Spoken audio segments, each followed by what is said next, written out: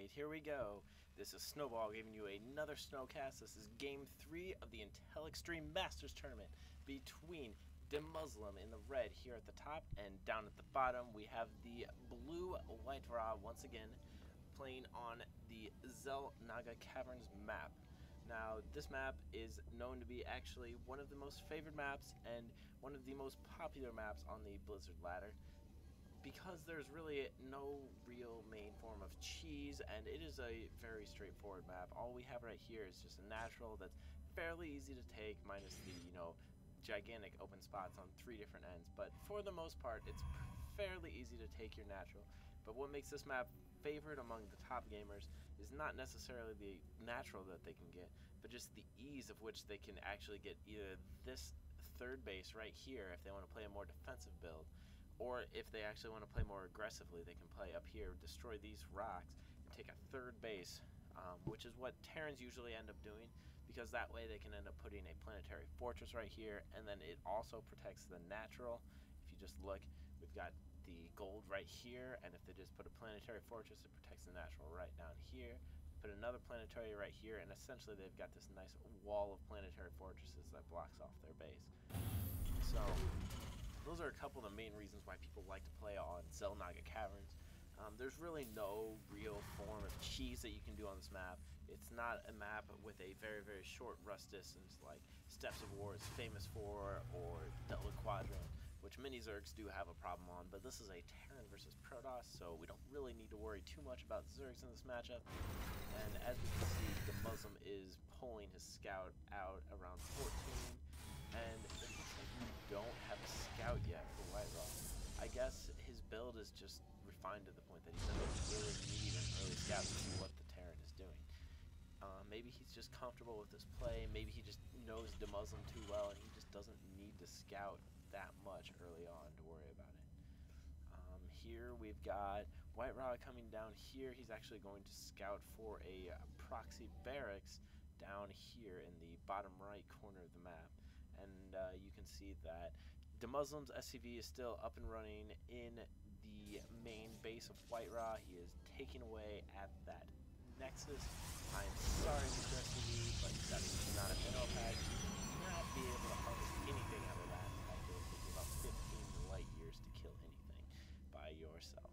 And now we've got the Zealot coming out before the Stalker. Now this is usually a key, and it does one of two things. Either WhiteRA wants to get the Zealot out first to protect himself against early pressure because he doesn't know what his opponent is doing yet, or he could be getting out this early Zealot to put on a little pressure. I would guess it is the former, because if he wanted to put on pressure, he would have chrono boosted out this Stalker, made a third Stalker, and then put on pressure for a 1-gate expand build. But he did not do that, so it looks like he is just going to put a little bit of pressure on the Terran player right now, who is building his factory. DeMusliM is going for the 2 barracks, 1 reactor build, factory build, just like he did in game number 1. So this is not game number 2 where he went the Marine Marauder all-in push. He is actually going for the factory build. He did not get a factory really up in game number 2, but in game number 3 his factory is just finished. Here comes a Hellion that will make short work of any form of sentry or zealot that WhiteRA would like to build. And you see WhiteRA is dropping 2 more gateways and time for the cybernetics core to finish its warp gate tech. And we do have a Twilight Council. Now this is interesting because you don't really see this going down, and a Dark Shrine is going down. WhiteRA is going for a 3-gate Dark Templar rush. Now this will be very, very good against this type of build, because all DeMusliM has to protect against this is scans, and very, very minimal scans. If you can, the key to a Dark Templar rush like this with 3 gates is to spread out your Dark Templar so that when a scan goes off, you can bleed 1 or maybe even not any at all Dark Templars. Therefore, he has used a 270 mineral scan for literally very little gain, and then you still have 2 more Dark Templar left. So it looks like that may be what's going on. Will DeMusliM get the scout in? It doesn't look like it. Oh, he gets into the base, but will he see it in time? Will he make his way up to it? Let's see. And he does scout it. He did see it right there. He saw the dark shrine making position, put up a lot of red flags in Muslim's base. And as you can see, he's building 2 engineering bays and the factory to wall himself in from the Dark Templars that are just right up here warping in. So there goes the probe. He's scouting the area to see what's going on. And here comes the DTs. Does DeMusliM have enough energy? Almost. Now he does. He has 50 energy. He just got it. Is he going to use his scan yet? WhiteRA is actually baiting him with the first scan so that he can get the Dark Templar to die and basically sacrifice itself for the other Dark Templar to just get in and get free reign. Now, DeMusliM will start repairing this, and he will be dropping a missile turret, hopefully fairly soon. We just got WhiteRA hacking at the engineering bay. DeMusliM actually is not gets a Raven out.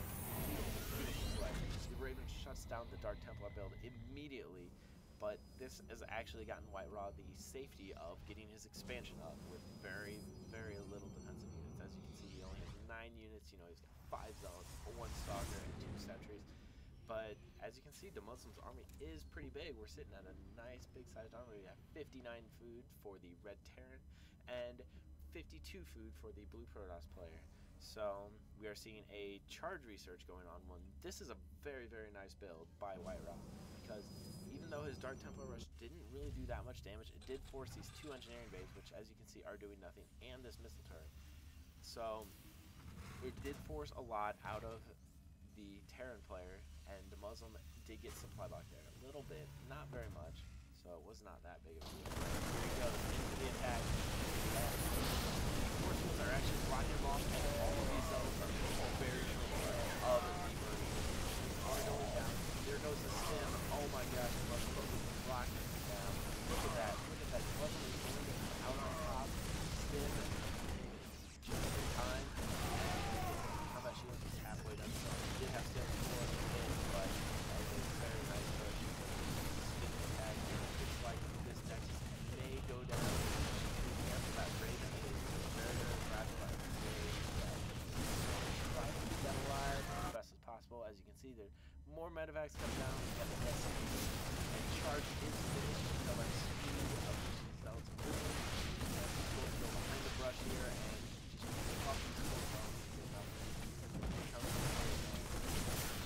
Much. And here comes the drop. The drop is going to kick out the Nexus. Is going down, and WhiteRA gets the GG. Now, that game was a very, very good game. It was very close. The Dark Shrine just got done, and DeMusliM barely scouted it in time to build his engineering base. If he wouldn't have done that, he would have had to use his 1 scan, and he wouldn't have had any engineering base at all. He had no form of detection, so that could have actually forced the game. But the fact that DeMusliM did scout that actually saved him, and the counter push that he did, because WhiteRA sunk a lot of his resources into the Dark Shrine and the Dark Templar tech, enabled him to win this game, and WhiteRA had to tap out. So now we have DeMusliM 2 games, up 2 games to 1 to WhiteRA, and here we go on to game number 4.